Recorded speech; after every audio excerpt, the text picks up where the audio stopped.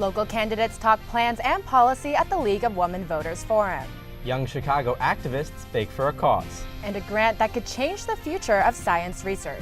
We'll have those stories and more coming up on the Northwestern News Report. It's your news right now.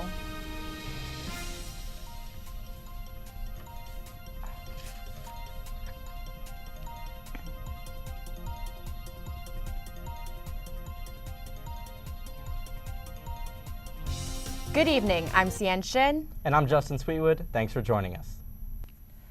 Early voting for the midterms began yesterday, and this weekend, the League of Women Voters was in the last stages of their efforts to get people to the polls. NNN's political reporter Joey Safchik attended their candidate forum on Saturday and spoke with Congresswoman Jan Schakowsky, who represents Evanston, about what is at stake in this election. I believe this is the most important election of our lifetime. That's Jan Schakowsky, who is up for re-election next month in the 9th Congressional District of Illinois. The Congresswoman is addressing a room filled with politically active people at the League of Women Voters Candidate Forum in Wilmette.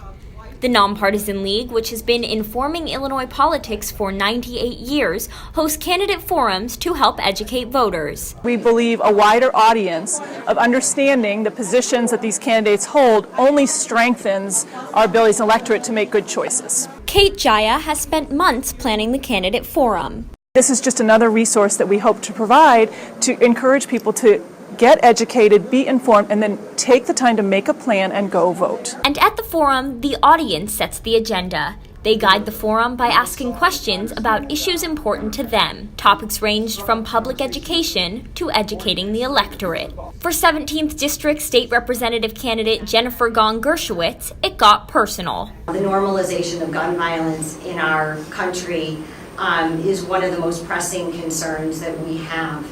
My son was out on the football field during a homecoming game, and I had to wonder whether or not my children were safe. And the candidates aren't here with the sole purpose of discussing policy. They also hope to inspire the next generation of female voters and politicians. Step in, occupy the spaces in the world, and know that you are exactly where you need to be at every single moment. This is about empowering women to stand at equal footing in all facets of our lives, personal, professional, and political. Gong-Gershowitz is a first-time political candidate. Schakowsky has held her seat for 20 years. As an unprecedented number of women run for national and local office this November, Schakowsky has a front-row seat to history and has high hopes for women like Gong-Gershowitz. Well, I want to be a mentor as much as I can to them. Never having run before, and many of them have not, getting their feet on the ground. I admire them for their courage to stand up and fight and win. But there may be practical things that I can really be helpful with. And bright and early on this weekend morning, the Village Hall of Wilmette wasn't just populated by Veteran League members. Young people, including these high school students who can't vote for several more years, were present. The League hopes that the forum will inspire Democrats and Republicans, young and old, men and women, to vote. Joey Safchik, Northwestern News Network. Of the 10 candidates present at the forum, 4 were women. The forum was a combined effort between 4 chapters of the League of Women Voters: Evanston, Wilmette, Glenview, Glencoe, and Winnetka, Northfield, Kenilworth. In Chicago this weekend, a group of young people made civic engagement seem as easy as pie. NNN's Alexa McHale spent the day with BAKESALE for Justice to learn more about the Chicago group's mission.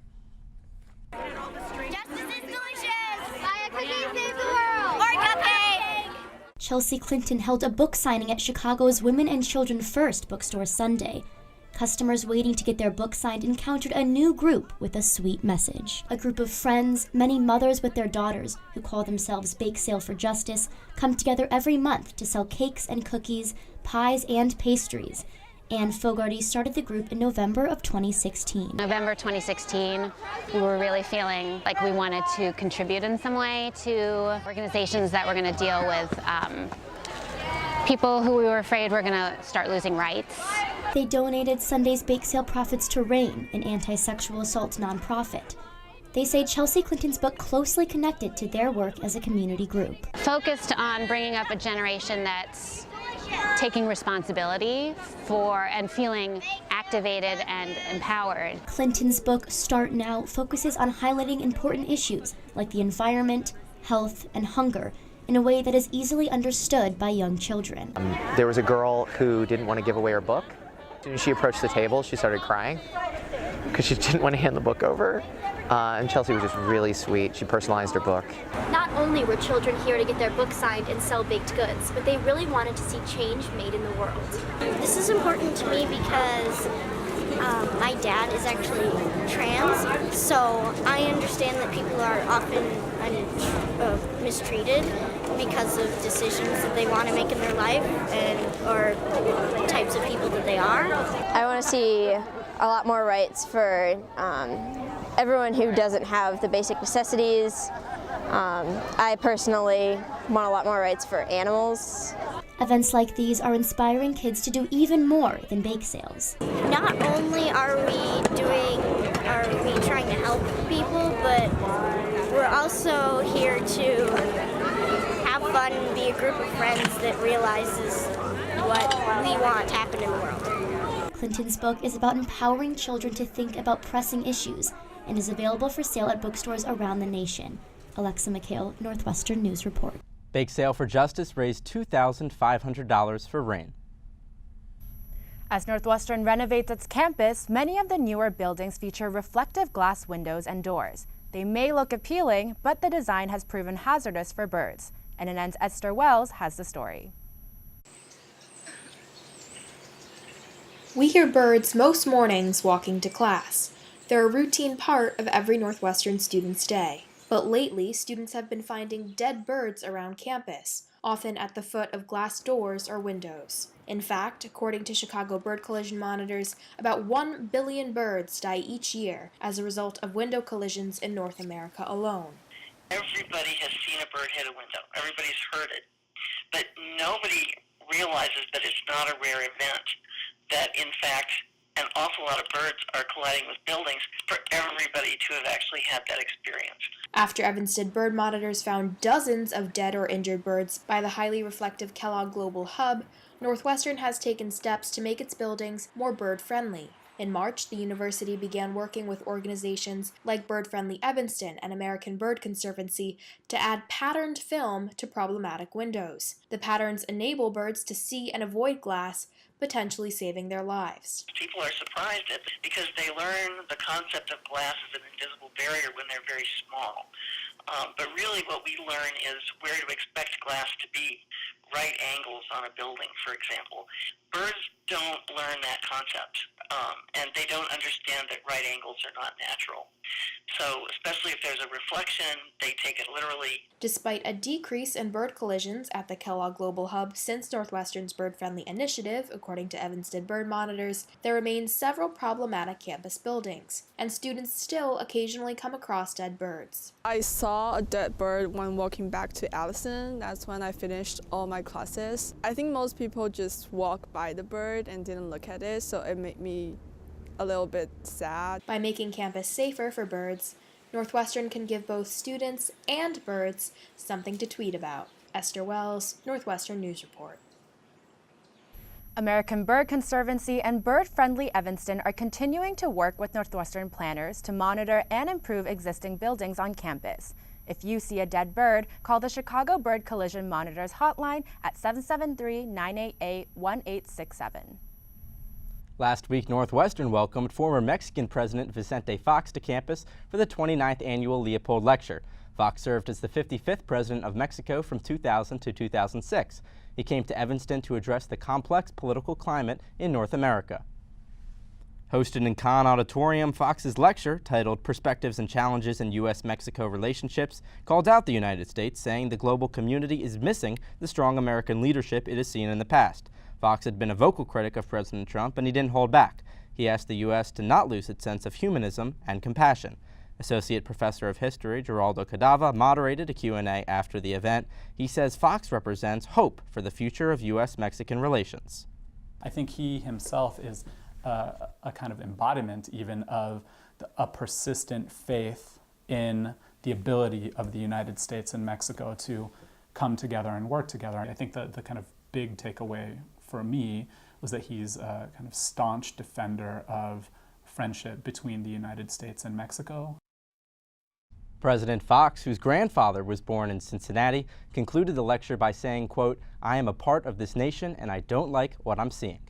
We've enjoyed a sunny break from winter weather, but we'll see the return of chilly temperatures and showers going into this weekend. I'm Rhian Noberia, and coming up is your 5-day weather forecast. At Northwestern, we're wildcats in every way.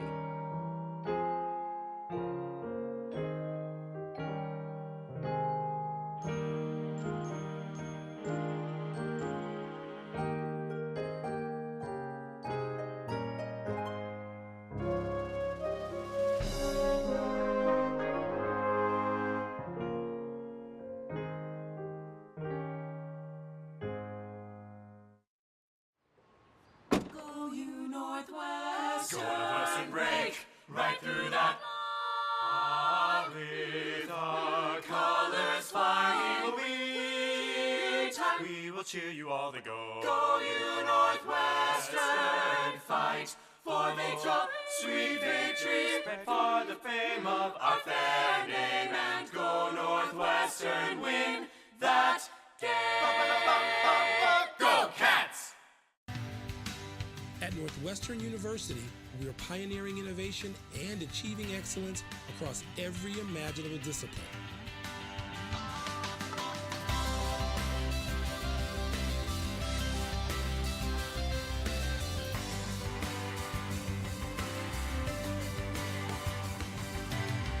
At Northwestern University, the possibilities are endless.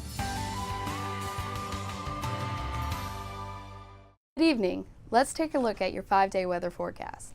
Wednesday will be colder and cloudier than what we enjoyed today. We'll get a high of 49 and a low of 38. The sky will remain cloudy on Thursday with a high of 49 and a low of 41. Expect similar weather on Friday with a high of 50 and a low of 43, but be prepared for a cold, wet weekend since humidity and the chances for showers rise as we head into Saturday. Saturday will be cloudy with a 40% chance of precipitation and 72% humidity with a high of 49 degrees and a low of 42, and Sunday will look pretty similar. It'll be cloudy with a 50% chance for showers and 70% humidity with a high of 51 and a low of 40. I'm Rhian Noberia, and this has been your 5-day weather forecast. Back to you. Thanks, Rhiannon. A Northwestern professor was recently elected to the Academy of Motion Picture Arts and Sciences. Marco Williams is a professor at the Northwestern campuses in both Evanston and Qatar. He is also an Emmy and Peabody-winning documentary filmmaker. At Northwestern, Williams teaches courses in film direction and screenwriting. He joins the documentary branch of the Academy, where he will vote for winners in the categories including documentary feature and short, foreign language film, and best picture. Williams told Northwestern Now how he hopes to inspire the Academy to look at films that don't fit a, quote, mainstream category. It's nearly halfway through the quarter, and Northwestern students are feeling the impact of the 2-year on-campus residency requirement, implemented fall quarter of 2017. According to Residential Services, the Live-In Initiative is meant to aid students in their social and academic transitions to college. Under this program, freshmen and sophomores are also automatically assigned to the Open Access Meal Plan, which provides students with unlimited meal swipes per week, $125 dining dollars per quarter, and allows for 3 guest meals per quarter. While the majority of sophomores are affected by the housing requirement and meal plan, transfer students are exempt. I think for a lot of students it's cheaper to live off campus, and also gives you more flexibility in terms of like who you can live with and all that stuff, and also like food is a big component. I would much rather cook for myself than be in the dining hall, but you don't really have that option cheaply when you're living in a dorm, so it's just less cost effective, and that's kind of frustrating. University officials did not respond in time to our request for comment. Is a new wave of tech brewing inside Northwestern's labs? Researchers at the university received a $3.6 million grant from the U.S. Department of Energy to study a new way to think about how scientists use computers. NNN's Liam Lecca caught up with the research team to find out more. Northwestern is already known as a top research university, but can it revolutionize the foundations of computing? An investigation is underway to advance quantum information science, or QIS, which will help scientists solve complex problems more quickly. Traditionally, strides in this field have been made by physicists, but this team takes a different approach. They are using chemistry and material science to build qubits, the smallest part of a quantum computer. Much faster doesn't sound that exciting, but there are certain types of problems where it's possible, instead of taking the age of the universe to calculate a problem, you could do it in potentially minutes. Mark Hersom, professor of material science and engineering, says this research could have an enormous impact on our daily lives, especially when it comes to security. Encryption is basically how we protect our data, how we make sure that our data is not compromised. And if you have a quantum encryption algorithm, it becomes much more difficult to break the code, if you will, than with conventional computing. What set this group apart is their interdisciplinary approach to the project. It's when you bring in an interdisciplinary community, when you bring in a chemical understanding, when you bring in material scientists, that you really get to the advanced forms of technology, because everyone has a different perspective and it's important to bring them together. The $3.6 million will be used to fund both graduates and PhD students in their research. For Northwestern News Network, I'm Liam Lecca. Wow, that's a lot of money. Well, we wanted to know what you would do with $3.6 million, so we asked you in this week's edition of Rock Talk. Hi and welcome to Rock Talk. I'm Sumin Wu, and today we're asking Northwestern students what they would do with $3.6 million. Let's see what they had to say. Rock Talk. First, I'm buying my parents a house, and then I'm gonna buy a library and a Taco Bell and a Starbucks. I'd probably run for president, put my money into a presidential campaign. My craziest purchase, I don't know, I really like pigs. I don't know how much they cost. I'd probably give it back, so both to Northwestern, who's been really beneficial to me. Also, the Evans Scholarship is a program I'm a part of, and I really would want to just invest it back in more students and more progress in the school. I think I would probably first just pay for the rest of college and pay off the college that is already paid for, and then I'd save most of it, I think, for like grad school or a house. I would probably buy like apartments all over the world. I'd probably buy one in like Europe and like the Alps. I think I would add an extension to the $270 million Ryan Fieldhouse. I think they could really benefit from my donations. So if I had that money, I would not invest in the Ryan Center, no offense athletes, and I would definitely put that money back into students' education through like financial aid or other resources on campus. If you have an idea for a future Rock Talk topic, tweet at us at @NNN_news. And next in Money Minute, is the proposed Evanston budget for 2019 going to impact your day-to-day life? Stay with us. At Northwestern, we're Wildcats in every way.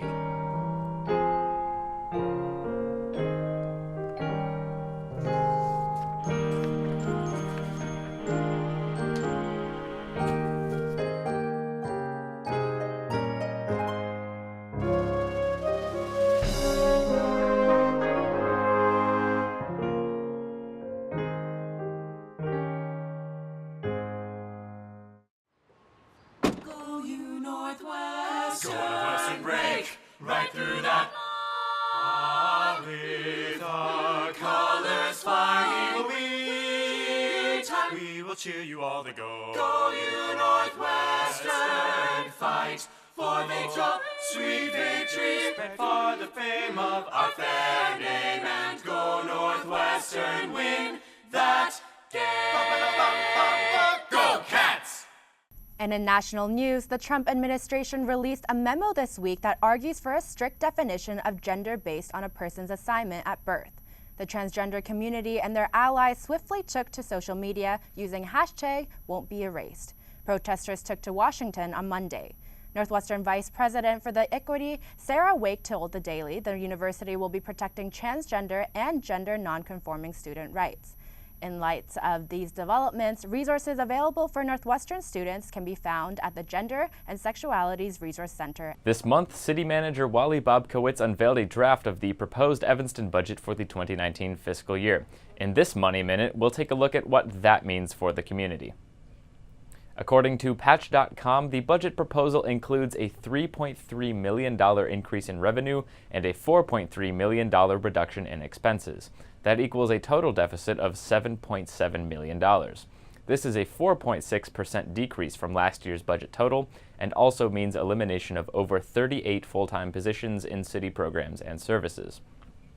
Furthermore, according to the Daily Northwestern, this new budget proposal cuts pays for Evanston police officers. It also lowers salaries for security officials stationed at Ryan Field events and Dillo Day. These overtime cuts will result in a reduction of $91,000. In an effort to bring in a projected $2 million in city revenue, the city expects to double the hourly parking rate to $2. They also plan to get rid of free Sunday parking and double the price of residential permits from $15 to $30. While this has many residents concerned, Bob Kowitz submitted the proposal to the city's legal and financial departments for review on October 12th. He plans on publicly addressing these concerns this week. For Money Minute, I'm Charlie Rode. Sending out holiday greetings is a common tradition amongst families, friends, and neighbors. NNN's Jessica Vitti visited One River School of Art and Design to see what Evanston's mayor is planning for his 2018 holiday card. It may be October, but for Evanston Mayor Steve Haggerty, the holidays can't come soon enough. Every year I send out literally hundreds and hundreds of holiday cards, and we always buy a commercial card.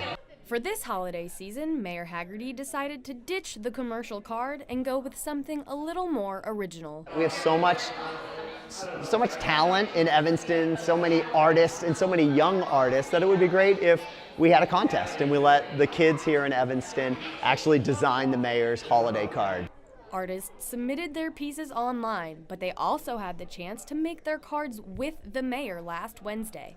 One River School of Art and Design hosted the event. We're really excited to team up with the mayor on this event. We've invited all of our current students as well as members of the community who want to come and create art and submit for the contest. Employees at One River got involved, showing the kids how to make snowflakes and giving them inspiration while they worked. We're new and we really want to be part of the community. And it's not just about the artwork. It's about the budding artist. The idea is that on the back of the card will be a little description of the young artist that prepared it.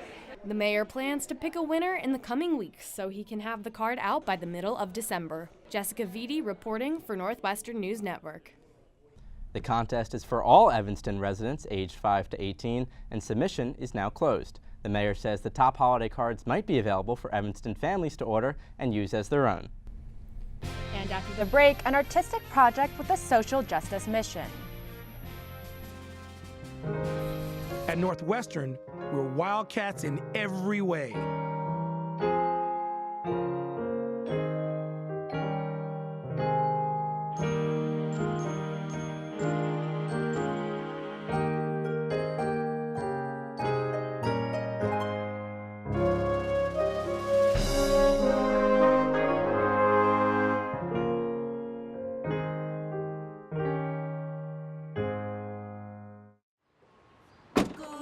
Northwestern break right through that.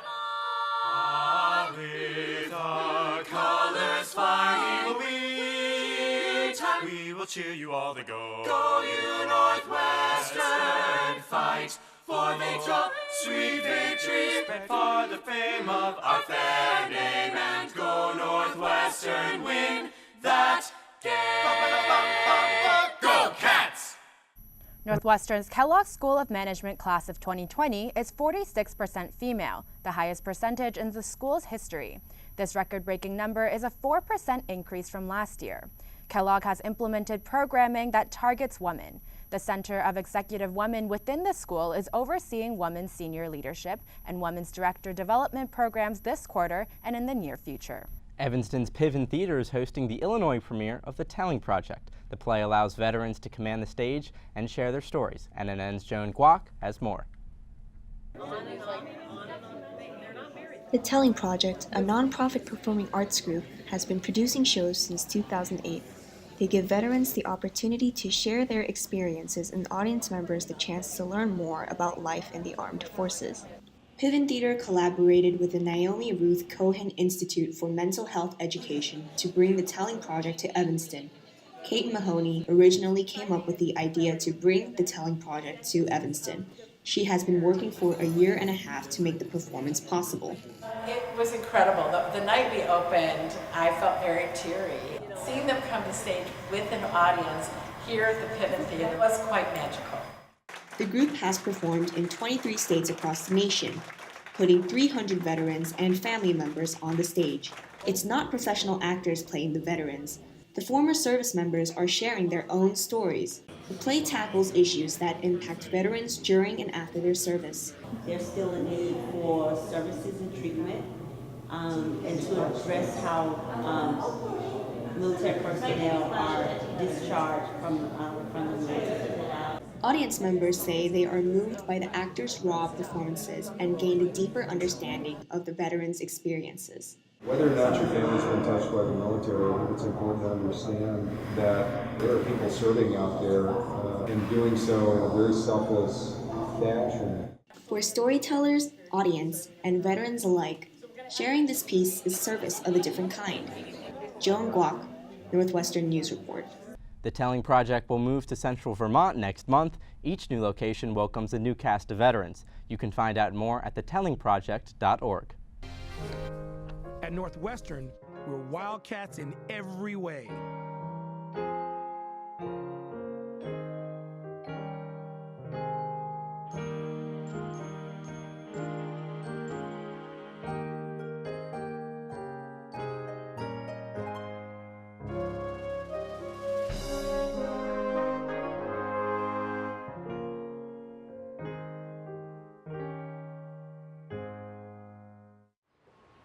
Go Northwestern, break right through that.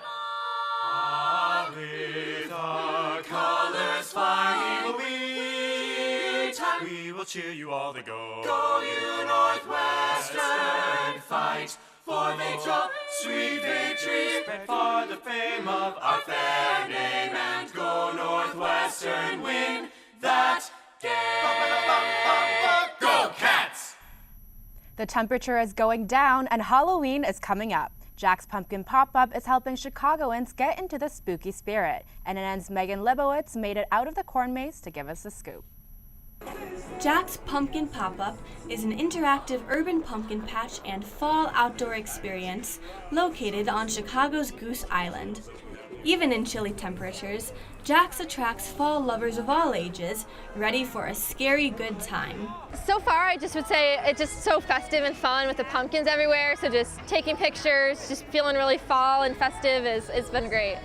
Pumpkin patch patrons can purchase pumpkins, explore a corn maze, and take Instagram-worthy pictures with Halloween decor and the Chicago skyline as their backdrop. Jack's is especially convenient for city residents who don't want to travel far for a special fall experience. Where else are you getting a 2-acre pumpkin patch and corn maze in the middle of the city? You know, and that's kind of the big thing. And a lot of them don't have, you know, they don't serve alcohol, they're not open late, you know, so we're open till 10 o'clock, 11 o'clock on Saturdays. You know, and it's something that the downtown area has never had. Chicagoans can visit the Pumpkin Pop-Up through November 4th. Megan Lebowitz, Northwestern News Network. If you missed your chance to go to Jack's this fall, they're preparing a winter-themed experience for the holiday season. Well, see, and it seems right after Halloween, we go right into Christmas mode, so that will look like it's a lot of fun. I'm very excited. Well, that's all the time we have for tonight. For all of us here at NNN, I'm Sian Shin. And I'm Justin Sweetwood. Thanks for joining us.